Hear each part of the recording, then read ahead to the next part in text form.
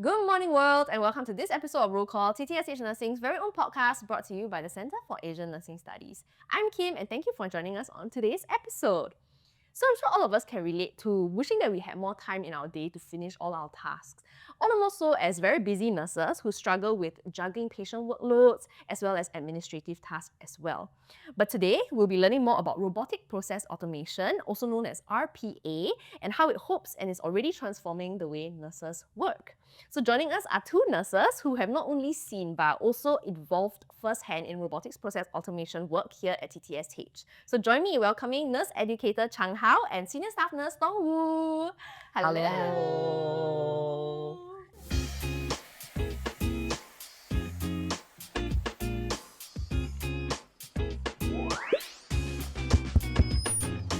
So before we begin, please introduce yourselves to the audience. Okay, maybe I'll go first. Hello everyone. I'm Chang. I'm a nurse educator with the Nursing Education Department. I have been with TTSH for about 3.5 years. Hi everyone, I'm Thong Wu. I'm a senior staff nurse in Ward 3A. I've been working in TTSH for around 5 years. 3A is Neuro ICU. Yes. Same as Afina. Yes. Okay, so let's get straight into it. What is robotic process automation, also known as RPA? Okay, so robotics process automation is a process where it automates repetitive and mundane tasks that is usually performed by a human. So if we take an example of a cooking, where the robotic cooker will be able to be fed with some form of recipe, and they will be performing step by steps, all right, according to the logic, and they will be able to perform the same outcome as what a human will do. Yeah. So if you think about it another way, it's like having a small little robot that stays in your computer, and it can do everything that you can do on a computer.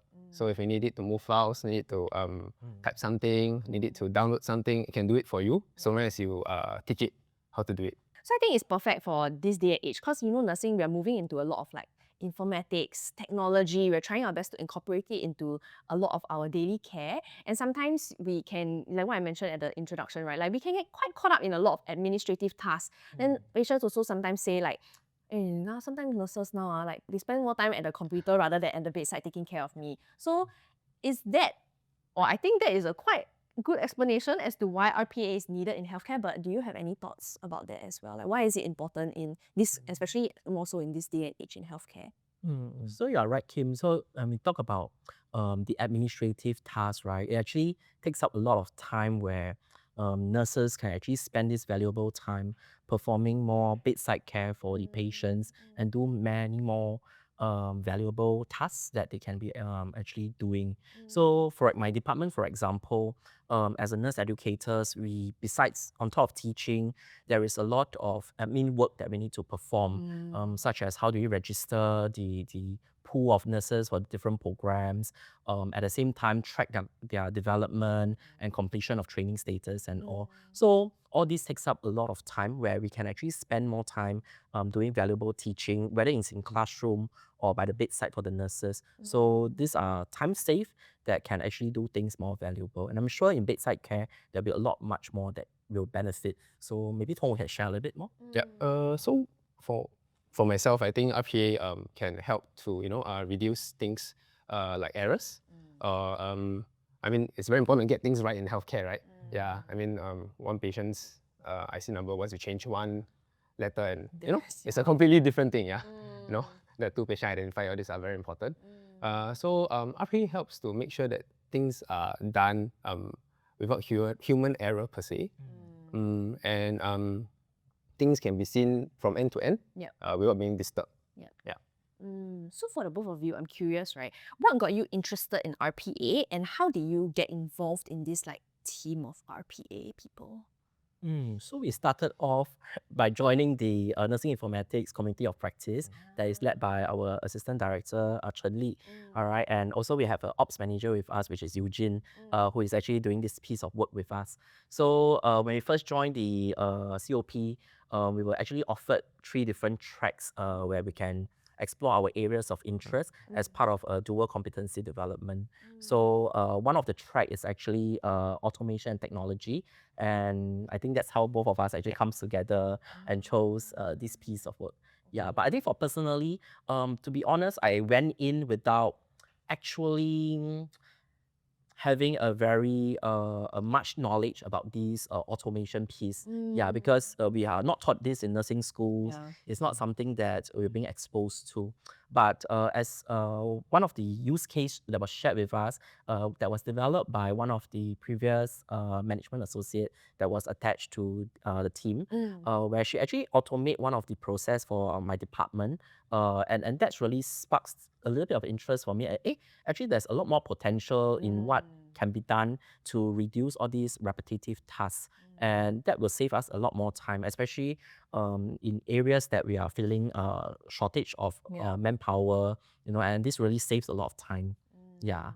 So for myself, similar to Brother Chang Hao, we joined at the same time. So I also, for me, I picked the track for technology automation because I have interest in technology myself.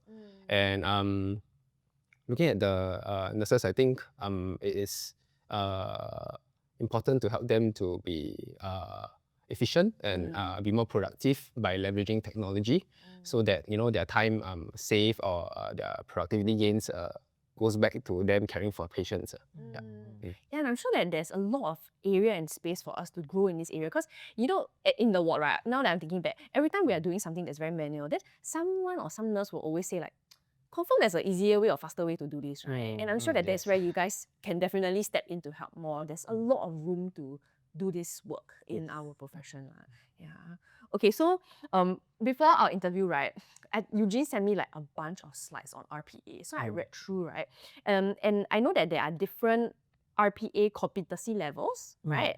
And as well as like different kind of training and development programs. So do you want to share a little bit more about what are these different levels and the specific training? So in NHG, we use a software called UiPath to actually help us to automate the tasks.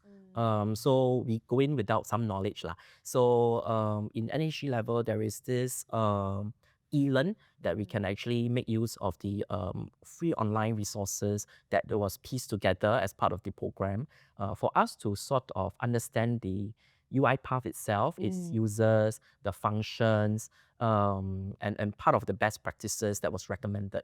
So that gives us some foundational knowledge in how we actually build our first cut of competency in building the skill sets to how to use RPA. Yeah, following which then we attend a one-day workshop where we have face-to-face session with to learn about the functions and do some simple hands-on on building of use cases, so that we actually practice what we learned from the e-learn program. So that gave us a foundational knowledge on what we do before we go for a project sprint to hands-on the project with the guidance of a consultant that was helping us with it. Competency level wise, both of you, correct me if I'm wrong, are citizen developers. Yes, correct. What does that mean? So for citizen developer will be something that after you complete the training, we are called a citizen developer. Okay. So I think that is something very special and unique, especially for nursing, is because now we have two dual competencies that we are working on, where one piece I'm a nurse. Yeah. One piece, I'm a citizen developer for RPA, right, where we have to build use case and maintain the use case subsequently after it's being in production. Yeah, so I thought that was very interesting because as a nurse, you know the pain points on what are the exact problems you want to solve. Yeah. And being a citizen developer allows you to gain that skill sets to automate the process that you wish to solve or your colleagues wish to solve. So, and subsequently, you continue to maintain it. So rather than depending on a person who is not from the field, that gives us the advantage to actually self-manage and self-evaluate, all right, whether the solution does work. Yeah, is that the same for you? For me, in short, I think Brother Chang Hao has said it quite beautifully. So in short, it's more of nurses have the advantage as citizen developer to be developing for nurses by nurses, essentially. Yeah. crazy you said by nurses for nurses, because like when we started our Nurses of TTSH Instagram also, right, that was my bio. 'Cause I think like, and I think that's the beautiful part about like hybrid nursing, right, that Yes. we are pushing out a lot nowadays, is that we really understand and feel for the ground nurses who are the ones that are ultimately, you know, like consuming my media or consuming RPA and the projects that you are developing as well. So because we come from that part, it's very different from like getting just another third party to come in, because you really understand the pain and frustrations that the nurses are feeling, so that you know how you can help and like which particular areas maybe to prioritize. So I definitely can relate to that lah. Yeah, exactly. And I think it's very beautiful that nurses are giving this opportunity to also spend some time to do something beyond nursing, and it's something of their interest. Yep. So you keep your core role as a nurse. Yeah. In my case, I'm a nurse educator, but yet I'm giving some protected time to actually do a piece that is, of my interest, which is the digitalization and technology piece that Yeah. we are working on. And that's something that I think we truly appreciate. Yeah. So as citizen developers, what are the RPA projects that you've worked on so far, and how has that process been like for you? Okay, so for myself, I started on one use case where we automate the tracking of the different training development milestones for the care support associates. So they have been attending a range of trainings to build their competencies as part of the national framework that they are being exposed to. So with that, because of the multiple level of trainings that they undergo, we need to match which staff has attained what type of competency. Yeah. And that's sort of guides their job function for the nurses on the ground, and at the same time guides their career development. So previously this task was very mundane, where it's really a data entry job where the admin or myself or my bosses will have to manually enter each of the control F, find the the employee ID, and then input the training dates and all. So it takes up a lot of our time. So by having RPA on board, this process has now been automated, where we actually just plug in the attendance. It will auto plug the information that is required to plug into a master spreadsheet where things are being tracked, and easily we can just filter and find the answers that we wanted. So that saved a lot of my time in terms of the tracking of competency. Yeah. And at the same time, it guides us on how can we develop each of the individual staff according to what is needed for them. Yeah. Okay, so for myself, I've developed a bot that tracks the expiring items, and it sends a notification to the departments so that they can use this data to look for expiring items in the ward. So previously, before this, we I'm sure you have the experience, Kim. When we do searching for expiring items, we mobilize everybody available to comb the ward for expiring items, checking them one by one. So that's like a blind sweep of the entire ward, right? Yeah. So now we are trying to do a data-driven approach, whereby we use the data from our vendor to collate as a master list. So from that master list, RPA essentially, the bot essentially go through, filters the list, customize it, tailor it to each ward of the items that are expiring in the upcoming week, and then send it out as email notifications to them so that they can have a more targeted approach to sift out expiring items in the ward. Yeah. So besides the two of your fantastic projects, right, are there any RPA projects that our other citizen developers are working on? And could you all share a bit more about it as well? Maybe I share one of the project that was already completed by our previous management associates that were attached to us. So she actually, that was the project that really let me open my eyes into the world of RPA, where automation comes in. So she actually developed a board for the hospital orientation team, where they are able to pull HR data for new hires to plonk it into some standard templates, where the nursing education administrative team will be able to organize this data to actually plan for the different cohorts of training for hospital orientation. So previously, these tasks were very mundane where they have to log into the Manpower Drive, look for data, and pull out things that they want. And these data are constantly being updated because new hires do come in at different time. Yeah. Sometimes they're not ready for workforce due to medical examinations and all. So this data do change. And then the first sessions of orientation will always be admin work in the front where they have to spend time sorting out who is coming, who is not coming.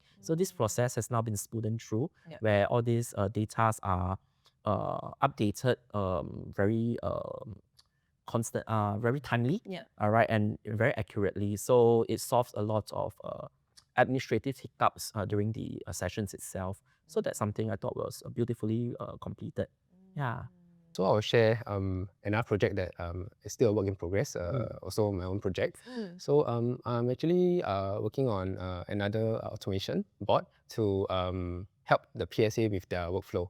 Yeah, so I mean, RPA is not just for nurses, but also we can do it for PSA. So I mean, we work as a team, right, in the ward. Yeah. So for this automation, what we're looking at is actually drop charges for like octinizin wipes and lotions and trees. Yeah. So currently, PSAs actually have to look at the report sent by the infection control nurse. Then look at their charging report, look at their order report, whether has it been charged, has it been ordered, and then they still have to do the last mile checking with the nurse if they cannot confirm like there's a drop charge or whatnot. So currently that's the process, so it's very lengthy. So what we're trying to do with RPA is actually to do it centrally. So we extract the reports needed, the orders report, charging report, what sensors. We have a master list to track patients on octinizin wipes because they are used daily, right? Yeah. So from there, we sort of consolidate, do a bit of processing on the data. Then we have the aim is to have a nice list to send to the PSA so that they use it as a source of reference to actually just check for drop charges and do the last mile follow-up with the nurse to see whether has it been charged or what do I need to follow up with. Yeah. Okay. Actually, I'm curious, right? So from the time like maybe you identify a issue or a problem that you want to solve, all the way to the point of like implementation, for example, roughly actually like how long does that process usually take? Previously, we took about a month in terms of a project sprint. So I think that is something that from nursing service end, we are trying to do this so that some time is allocated for a new citizen developer to come on board and have that protected bandwidth and time to kickstart a project from all the way from the identification of the use case to the end of automation in production and to monitor its progress. So because there's going to be a lot of conversations with the stakeholders. Some of the use case maybe from your very own use case, like the first one that I shared.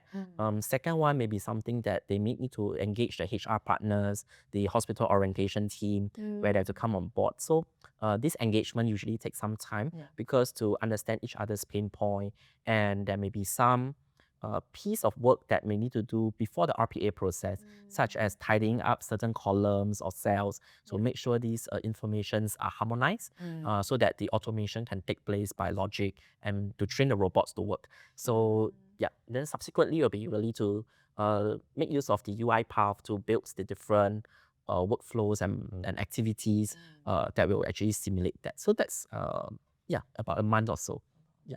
For my experience, a month, yes. We do use the full month, to engage like the stakeholders to make sure we iron out the process correctly because it's very important because some things that are done currently manually by our staff, we need to massage it a little bit to fit into like a proper automation workflow. Yeah, so that might take some time and sometimes there might be a bit of coordination effort and all that. Then after that, like what Brother Chang said, we moved to a maintenance model. So after development and everything, we have to maintain it, right? Because sometimes on and off there may be outliers that pops up. Then we will need to address those errors, conduct a bit of bug fixes.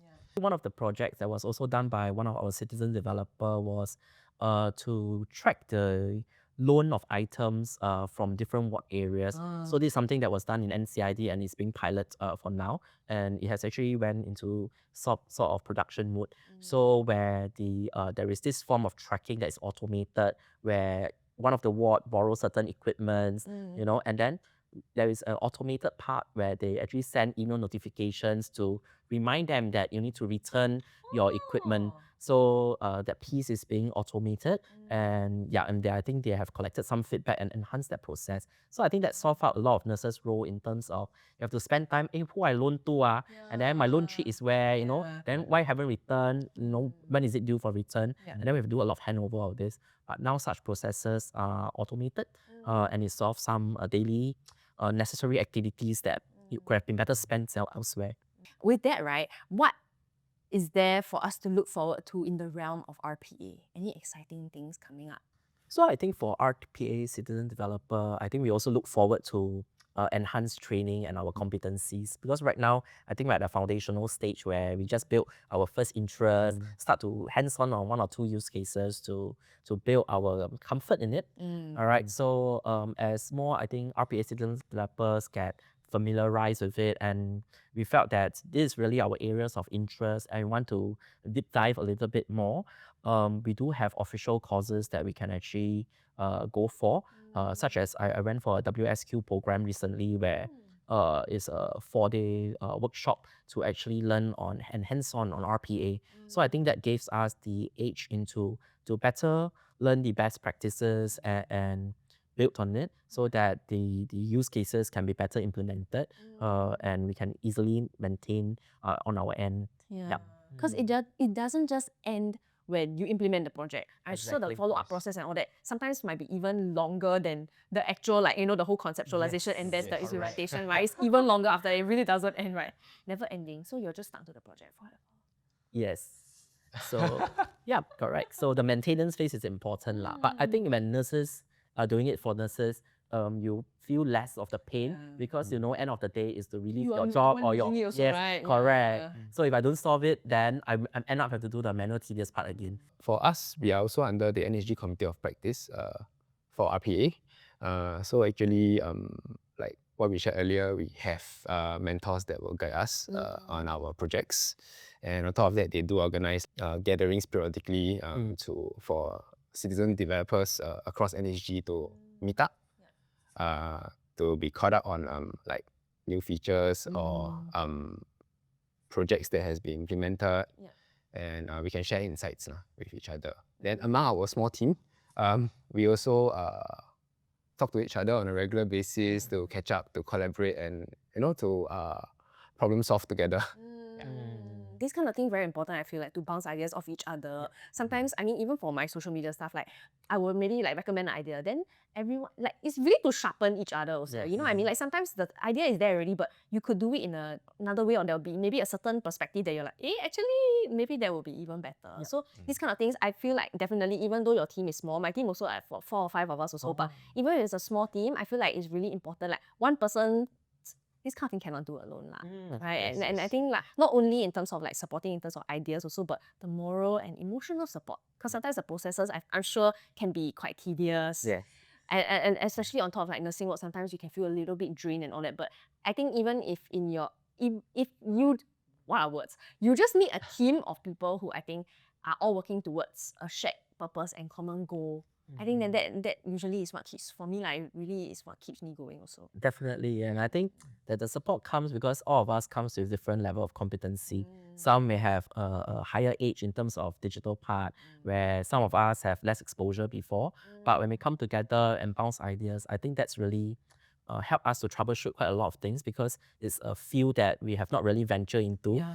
So that piece of work is really, I think, amazing. It's really amazing to see how nurses come together and help one another. Thank you so much, both of you, for sharing so much. I learned so much about RP. I said the word so much 3 times in the past sentence. But yes, thank you again so much for joining me on this episode of Roll Call. I hope that you guys enjoyed it as well. So with that, we've come to the end of this episode of Roll Call. Remember, you can also check out our podcast on Spotify on top of our YouTube page, which I think you are currently on now, should be, right? You can also follow us on TikTok and Instagram and Nurses of TTSH as well. So we'll catch you in the next Roll Call. Bye-bye, everyone! Bye. Bye bye.